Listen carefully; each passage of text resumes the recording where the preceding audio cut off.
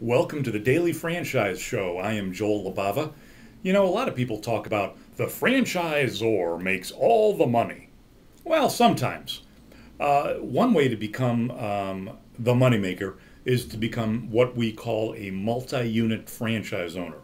Multi-unit franchisees have a distinct advantage because they own multiple units. So if they have 4 or 5 stores, and one of them is just kind of underperforming, the other 4 can kind of make up for it. One of the negatives is that it's pretty capital intensive. You know, if you build out, let's say, a Great Clips franchise, the cost is $175,000 or so by the time it's all said and done, maybe a little less. Well, if you want to own 5 of them, you know, you're $600,000, $700,000, $800,000 in the hole. However, there is a way to do it. You start with one. You get your feet wet. Then maybe a year later you start scouting out your second location, and hopefully by then the first location is maybe breaking even on the expenses. You're still getting some bank loans, but as you grow, the potential for the income is really there. My late father and I helped sell out Great Clips in the Cleveland, Ohio area. We know a couple owners who have 4 or 5 franchises and are always scouting around for more. In general, they're doing very, very well.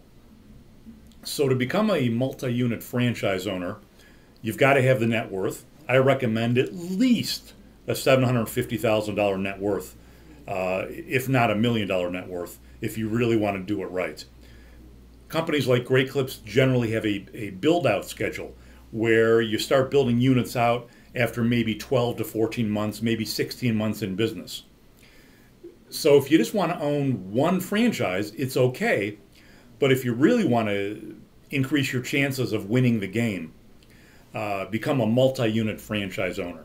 It's not for everybody, but wouldn't it be nice to say, I have 5 or 6 franchises going right now. I have income coming up from each of them, and it's just a wonderful feeling to have. So that's my little discussion today on multi-unit franchise ownership. I did receive a question from a lady in Pennsylvania, and her name is Teresa. And she asked me, well, Joel, I have 2 franchises right now, and I want to open one more, except the 2 franchises, because of the way the economy is, well, the 2 aren't doing that well. What should I do?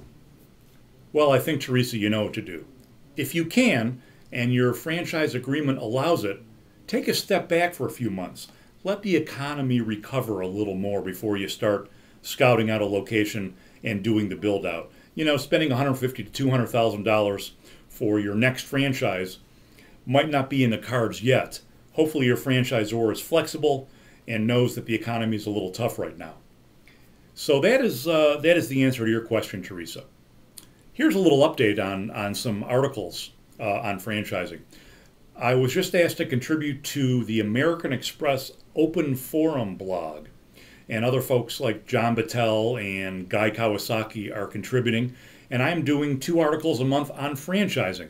So if you want to read the latest one, and the latest one is about developing your concept into a franchise, the web address is blogs.openforums.com. That is blogs.openforums.com, plural. So if you want to read some new and updated articles on franchising and all sorts of other things, it's a really, really nice, clean-looking website. That's all I have on the Daily Franchise Show. Remember, good franchising